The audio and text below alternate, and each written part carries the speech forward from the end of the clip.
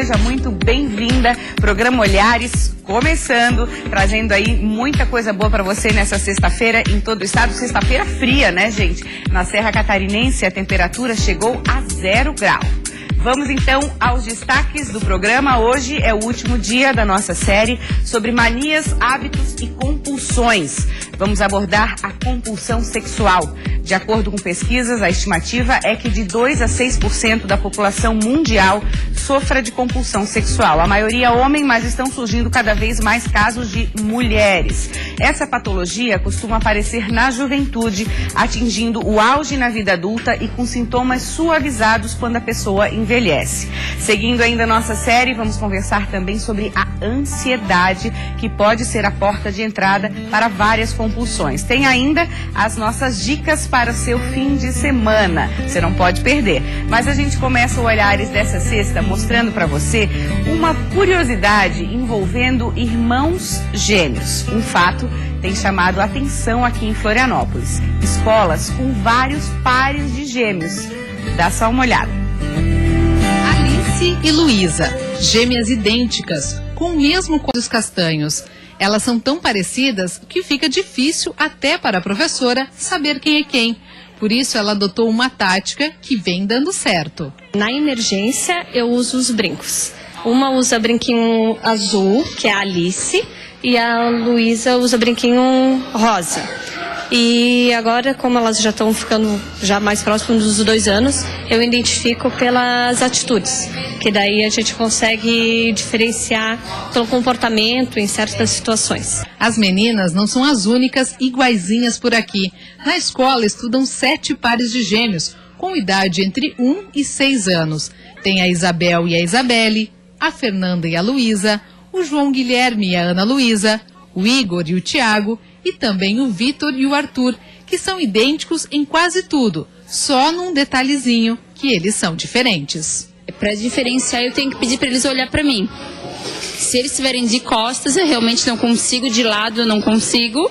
Só se eles estiverem de frente para mim, que é porque o Vitor tem uma pintinha do ladinho da boca e o Arthur não tem. Ah, e tem também a Manuela, que hoje está até meio perdida, porque a mana Rafaela não veio para a escola. Às vezes brinca e às vezes também brinca assim massinha, da princesa. Mas apesar de serem fisicamente parecidos, os gêmeos têm personalidades diferentes. Elas são muito dependentes uma da outra, bem dependentes. E elas são sempre juntas, assim. Elas não conseguem ainda brincar com os outros amigos. Elas começaram esse ano na creche, então a gente está trabalhando bastante isso com elas, assim.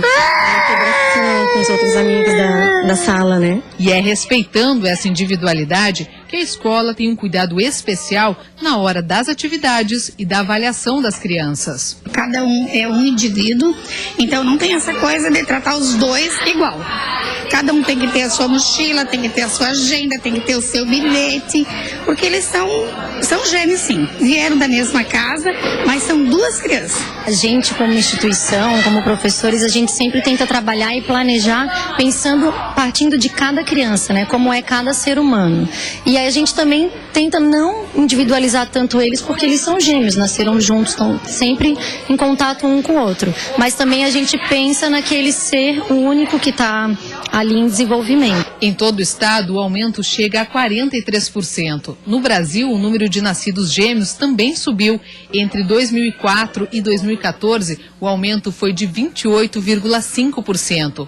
E se para eles olhar para o lado e ver alguém tão igualzinho pode parecer comum, para quem convive com eles, só há uma certeza: é fofura em dose dupla.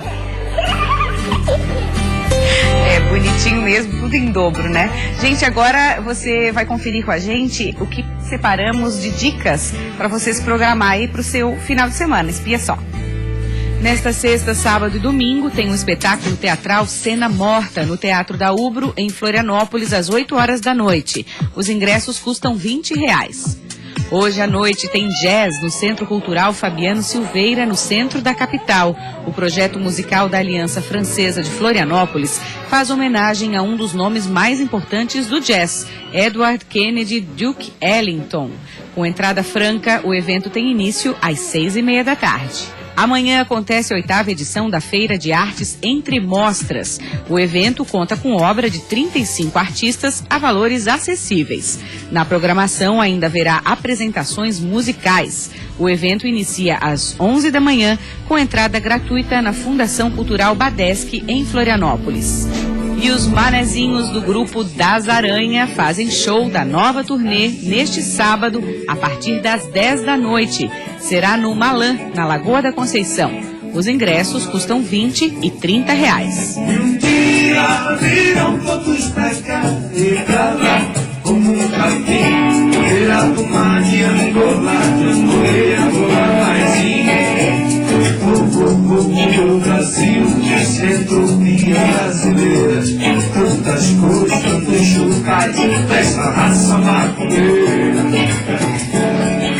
Compulsão, manias e hábitos são os temas que você está acompanhando no programa Olhares dessa semana, e hoje nós vamos entrar no assunto compulsão sexual. Para esse debate, nós convidamos a sexóloga Lucimar Guelfi, seja muito bem-vinda. Boa tarde. Também a sexóloga Marinês Gasperini, deixa eu fazer por ordem assim, e o Yuri Guelfi, psicólogo, também sexólogo, que está aqui com a gente. Quando a gente fala em compulsão sexual, existe um número? É a pessoa que tem desejo sexual ou que tem vontade de manter relação sexual por X vezes ao dia? Tem como mensurar isso, gente? Não é bem mensuração. Na verdade, desde que priorize, né, as outras atividades, você só tem aquela compulsão. Deixa de trabalhar muitas vezes, deixa de namorar, deixa de sair, desde que ela substitua, né, outros prazeres e seja o único prazer, quase que o único prazer na vida de uma pessoa, isso passa a ser uma compulsão. Então interfere, claro, na qualidade de vida das pessoas. Totalmente. De que forma? Bom, primeiro porque cria-se uma ansiedade elevada, que é uma ansiedade elevada que vai levar à compulsão, mas normalmente ela deixa de ter atividades produtivas, de crescimento, ela vai perder qualidade de vida mesmo, porque muitas vezes a compulsão, se ela não consegue satisfazer essa atividade, essa compulsão que ela tem, ela às vezes não dorme, ela não come, ela passa a ter outras déficits na vida dela. Agora, Marinês, pode acrescentar. Vamos lá. Eu acho que assim, a gente tem compulsões, a gente tem questões na vida, e quando chega na questão da sexualidade parece que é uma coisa muito diferente do resto, não é? Mas a gente tem compulsão. Se a gente passa o dia inteiro comendo, tá errado. Já se falamos a gente passa aqui o dia sobre inteiro compulsão dormindo, alimentar. Se a gente passa o dia inteiro dormindo, tá errado. Se a gente quer passar o dia inteiro fazendo sexo, também tem alguma coisa que não é o convencional. Agora, eu acho que tem uma coisa importante, que é a gente distinguir bem gostar de sexo e ser compulsivo com sexo. Adivinhou a minha pergunta? Era isso? Em que momento que existe esse divisor de águas? Então, eu acho que era justamente o que a Lucimar estava falando. Tem gente que gosta de sexo e gosta muito de sexo. Agora, essa pessoa consegue trabalhar, ela consegue dormir, ela consegue se relacionar com os outros sem estar o dia inteiro pensando, tenho que transar. Não é? Então, eu acho que isso é uma coisa importante, porque senão às vezes as pessoas dizem assim, ai, mas que barbaridade, ele quer fazer sexo todo dia, ele é compulsivo. Não, se ele trabalha, se ela trabalha, se ela come, se ela dorme, ela não é compulsiva, ela gosta de Então sexo, é uma análise, né? que o Yuri vai complementar aqui, é uma análise muito mais ampla, né? O desejo sexual versus o comportamento, a rotina daquela pessoa, podemos dizer assim? E também outra coisa, que só deve ser motivo de ser trabalhado, de ser procurado ajuda quando traz sofrimento. A compulsão, se está adaptada à vida, ele consegue ter uma vida normal e não traz sofrimento para ele nem para as pessoas à sua volta, é algo que não deve ser trabalhado, não deve ser mexido, está ali, está adaptado, não é algo que você... Então é aquele momento assim, tá me incomodando. Isso. É isso. Estou sofrendo com isso. Eu acho que eu devo mudar, eu devo daí sim procurar ajuda, trabalhar isso, procurar alternativas para isso. E sempre tem a gênese na ansiedade. Daí que tá, essa compulsão que nunca é satisfeita. Ele sempre está procurando, está fazendo, mas não é satisfeito. Daí que no caso que a gente fala da ninfomania, né? Que aparece muito.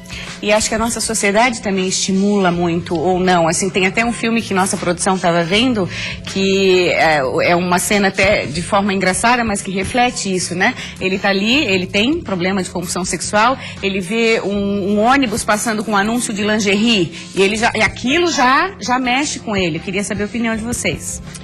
Eu acho que tem muitas coisas, assim, gente, que são importantes e que a gente talvez tenha que pensar. Por exemplo, a gente vê nas escolas, às vezes, as crianças pequenininhas.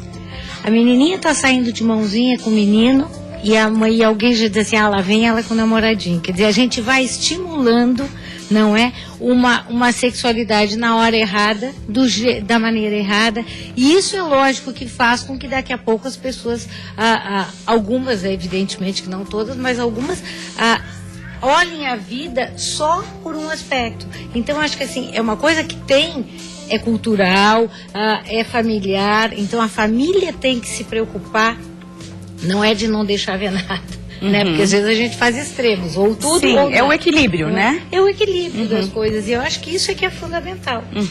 No seu consultório, Lucimar, a gente pode dizer são mais homens, mais mulheres que te procuram se queixando desse ponto que o Yuri falou, tá me incomodando? Sim. Como eu trabalho mais com homens hoje só, né, e casais, eu recebo muitos homens e poucas queixas na terceira idade. Eu vejo assim, na menor idade ou no adulto jovem aparece com mais frequência a compulsão, né? Eu tive um caso semana passada que eu fiquei nesse paciente já mais de meia idade, né, em que ele precisa ter de 4 a 5 relações por dia, né, e a queixa era da mulher. No caso, a mulher estava sofrendo com isso, o relacionamento estava acabando, porque ela não conseguia dar conta dessa sexualidade. Mesmo quando ela estava doente, ele não conseguia deixar que isso passasse em branco. E aí o tratamento, claro, é uma terapia, psicoterapia com a terapia sexual com o casal. Nesse caso, com o casal, porque tem que ter o foco nele e a parceira também já está envolvida nessa dinâmica que vem há muito tempo assim, né? E assim, ele não consegue trabalhar direito, ele sai do trabalho na metade do expediente para poder fazer sexo. Ele chega na hora do almoço, ele quase não come porque ele precisa fazer sexo antes de sair para trabalhar de novo. Ele não dorme enquanto ele não faz 1 ou 2 vezes sexo. Então, eu vi, são casos assim, mais raros, né, numa certa idade mais elevada, mas que aparece também. Acaba funcionando como o quê? Como um hábito, um condicionamento? Como é que funciona? Olha, é um alívio da ansiedade. Na verdade, não deixa de ser um prazer. Né? Nós temos que ver isso como qualquer droga, como qualquer... que acaba gerando um prazer, diminui a ansiedade. Como nós estávamos discutindo até isso com o Yuri, parece dar uma falsa ideia de que a ansiedade vai baixar. Né? O paciente tem essa ideia de que ele vai ficar menos ansioso. E aí, como a gente já tratou de temas aqui, como a Marinês falou, tem muita gente que tem essa relação com comida, tem com bebida alcoólica ou com compra, que nós falamos durante a semana. Cada um canaliza para alguma coisa. Isso, vai aparecer de alguma forma, né? Não é diferente. A gente não pode tratar diferente como uma compulsão, como qualquer outra compulsão, né? Desde que traga, como o Yuri falou, desde que traga sofrimento e essa pessoa está incomodada ou esse casal está desajustado, não tem mais um equilíbrio, né? Agora, se fazer 4 vezes ao dia para ele era extremamente normal, prazeroso para o casal, a gente não vai mexer nisso, né? Não tem nem o que trabalhar, eles nem vão para o consultório buscar ajuda. Não, foi o que nós falamos aqui, é quando começa realmente a incomodar. E o primeiro passo é admitir isso? As pessoas têm dificuldade de admitir isso, vocês acham? Eu acho que tem. Eu acho que tem porque é constrangedor. Né? A pessoa tem vergonha de falar. Né? Até que ela consiga chegar, muitas vezes, numa terapia, ela já passou por várias situações, ela já se isolou de muitas pessoas. Às vezes a própria família vai ficando amedrontada, não é? Então ela vai se isolando. E até que ela consiga chegar muitas vezes é difícil, porque é diferente de comer, por exemplo. Comer, você tá na mesa, todo mundo brinca, todo mundo debocha, porque tu é um comilão, né? Quando a questão é sexual, a coisa fica muito mais velada, né? E eu acho que isso, então, dificulta a procura. As pessoas se sentem muito envergonhadas, muitas vezes, disso. Falta de entendimento por parte das pessoas, e aí já vão chamando de outras coisas. Ah, aquele lá é um tarado, aquela mulher é uma tarada, e não entende que trata-se sim de uma doença, né? Até a questão pelo condicionamento social. Para as mulheres é ainda mais difícil admitir que tem essa compulsão, entende? Porque a gente tem socialmente aceito que o homem procure mais, que o homem tem isso, mas quando a mulher isso causa ainda um espanto, entende? E isso acaba até dificultando que esse condicionamento social, que as mulheres se descubram sexualmente, se toquem, se compreendam, entende? Justamente por causa disso. Não, mulher tem que só satisfazer o marido no relacionamento, não pode ter nenhum outro desejo além disso. E se ela fala que ela gosta ainda de fazer sexo... É uma galinha sumida. Nossa, é um absurdo. Foi buscar um termo para entender bem, resumindo. Claro. Passa né? a ser pejorativo, né? Sim, e aí aumenta, como ele está falando, os tabus, né? Fica pior. Essa questão que a gente fala das pessoas mais bem resolvidas com a sua sexualidade, passa por esse entendimento também, por assumir os desejos, não é assim? Porque você pode observar que são poucas as pessoas públicas que assumem que tem uma compulsão. Né? Falando nisso, nossa produção agita ali, lembrando que eu tenho que mostrar as fotos de algumas pessoas públicas que assumiram que tem, né, essa compulsão sexual. Vamos ver, parou em entrevista. Quem mais? Vamos ver aqui. Essa questão de trazer o Fábio Júnior, essa questão de trazer à tona, ajuda, na opinião de vocês, o debate? O Latino também já declarou? Sem dúvida. Eu acho que o debate... Michael Douglas foi o primeiro que eu acho que... Acho que é um dos casos mais famosos, né? O Mick Jagger também. Que foi o primeiro que realmente assumiu essa compulsão.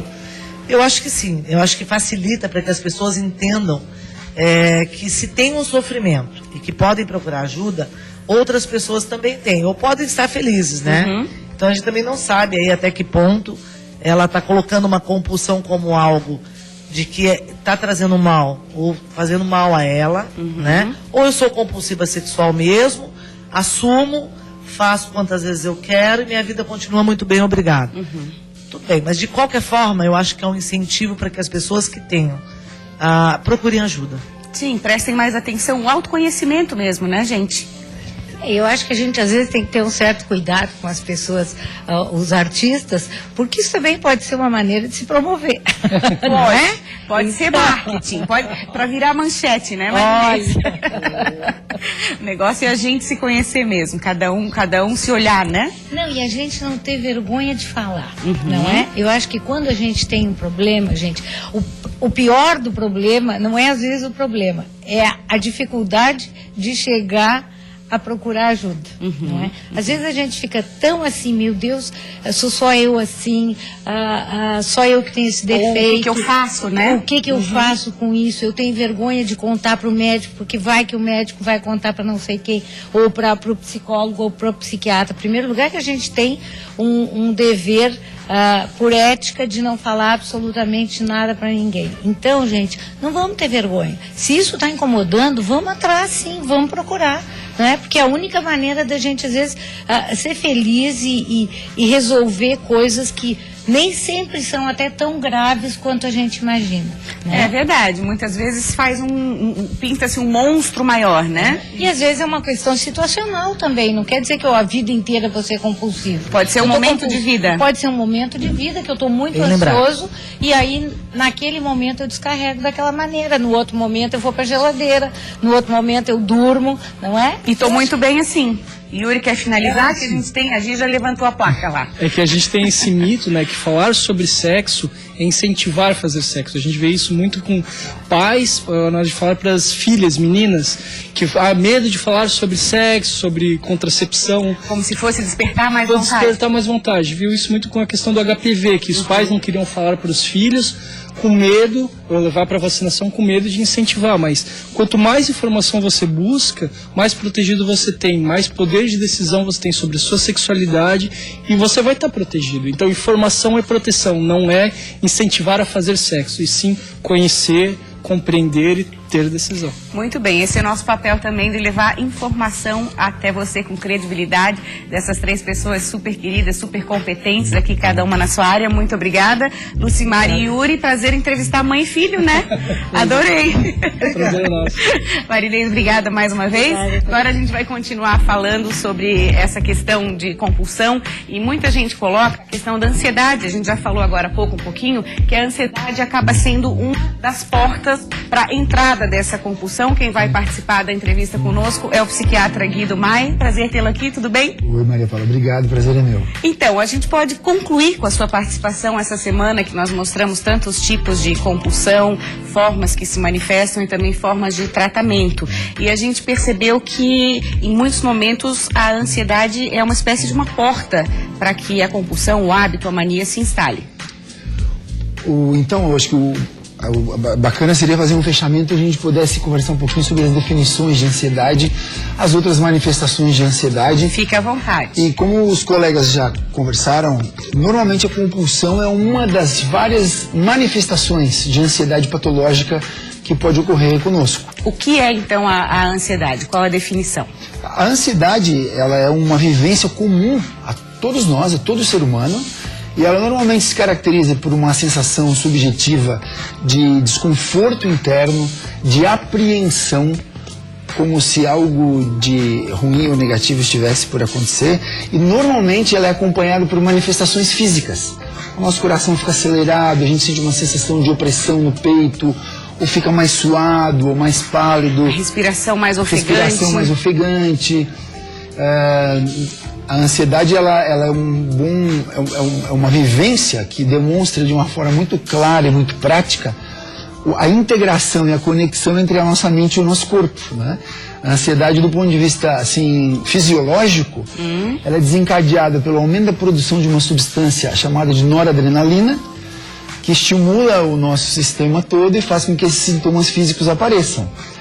A ansiedade ela é necessária para a nossa sobrevivência, à medida em que ela também é um sinal de alerta. Ela nos faz identificar eminentes perigos, não é? E ela tem uma semelhança muito grande com o medo. A diferença é que o medo, normalmente, ele é uma sensação que nós temos que dispara essas mesmas reações físicas e psíquicas que a ansiedade, porém diante de algo muito concreto. Então vamos lá, a gente está passando na rua e vê um cachorro com um cara de brabo e ele tá solto, a gente vai com medo daquele cachorro. Ou eu chego perto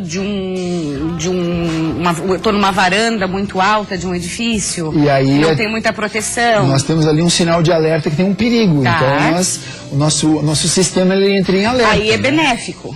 Absolutamente. É bacana você colocar essas definições, Guido, porque eu tenho escutado cada vez mais, e você também no seu consultório, no nosso dia a dia, as pessoas se definindo ansiosas. Eu sou... começa a falar um pouquinho de ansiedade. Eu sou ansiosa.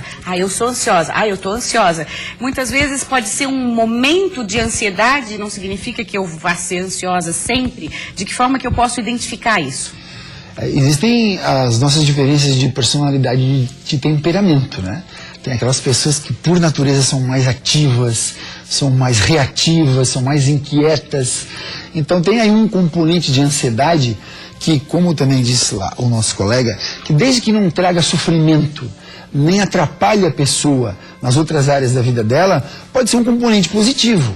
Evidentemente que quando nós somos submetidos a estresses, a estressores, as mais diversas naturezas, e hoje, em função da crise política e econômica que nós vivemos no país, o ambiente hoje ele se tornou muito estressor para boa parte da população que está sentindo o impacto da crise ou que tem a perspectiva de ser alcançada pela crise. Então, quando aumentam os fatores estressores, evidentemente que a gente tende a ficar num estado de alerta maior, aumentar a nossa ansiedade, e as pessoas que têm características basais, digamos assim, na sua média de funcionamento, elas tendem a aumentar um pouco mais ainda, né? Ainda mais quando esse momento é coletivo, como você falou, que é o que nós estamos passando no nosso país. E aí nós ficamos muito suscetíveis às notícias, aos comentários. E aqui sentindo no bolso mesmo, né? No nosso dia a dia. Reflexos práticos, evidentemente, que sim, né? E aqui cabe também, talvez, conversar um pouquinho sobre, né? Quando a ansiedade, ela está dentro de um limite normal, ainda que um pouquinho mais elevado mediante cenários ou situações estressoras, e quando ela pode começar a gerar sintomas que podem ser beneficiados com algum tipo de intervenção psicológica, médica ou combinada. E aí eu ia perguntar para você, quando é que é o momento de sinal de alerta de começar a buscar um tratamento? Então aí é quando a ansiedade deixa de ser uma ansiedade natural, normal, e passa a ser uma ansiedade patológica. A ansiedade patológica, ela se manifesta de uma forma geral a partir da geração de sofrimento no indivíduo e de vários tipos de sintomas, digamos assim. É diferente de uma ansiedade, por exemplo, eu tenho uma viagem importante para fazer, eu fico ansiosa, ou eu tenho uma mudança muito grande no meu trabalho, ou uma ansiedade de uma prova de vestibular. Isso, ok, faz parte daquele momento. Olha, que até nos ajuda a ficar mais atento, nos preparar para os detalhes, não é? Nós ficamos em alerta ali, e é uma ansiedade pontual. Resolvida a situação, a ansiedade baixa. Agora, uma ansiedade que ela passa a ser contínua, não é? Ela passa a gerar esse desconforto físico contínuo, passa a se transformar, por exemplo, em insegurança. Ela pode se transformar em episódios agudos, que nós chamamos de ataques de pânico, que são períodos abruptos, onde a pessoa sente o coração disparado, tremores, vertigem, acha que vai desmaiar, muitas vezes parando no pronto-socorro, achando que está tendo um infarto, um ataque cardíaco. Nossa, quando a pessoa passa a desenvolver algumas fobias, que são temores, não é, de situações ou de lugares. Quando passa a desenvolver sintomas obsessivo-compulsivos, não é? Que em princípio, não, é só uma mania, mas na verdade são coisas mais graves. E passa a não poder viver sem aqueles rituais. Tá. E claro, aqui uma questão muito importante, quando ela passa a vir acompanhada com outros sintomas que a gente chama de sintomas depressivos, que é um desânimo importante, uma perda de interesse pelas atividades e pela vida, insônia, perda de apetite. Aqui nós temos sinais, né, que a pessoa pode ser beneficiada por algum tipo de ajuda profissional. Guido Mai, muito obrigada pela sua presença. É um assunto rico, a gente conversaria muito mais aqui, mas muito obrigada pela contribuição. Obrigada mesmo. É um prazer, obrigado a você. Obrigada a você pela audiência. Aqui a gente encerra a nossa série Manias, Hábitos e Compulsões. Esperamos que você tenha gostado e que a gente tenha contribuído de alguma forma para levar mais informações para o seu dia a dia. Na semana que vem, na terça-feira, começaremos outra série sobre adolescência. Se você quiser participar, é muito bem-vindo, é muito bem-vinda. Mande um e-mail para nós com dicas, perguntas e sugestões através do olhares@bandsc.com.br. Um ótimo final de semana. Vem aí Nader Kalil com o Repórter Band e a segunda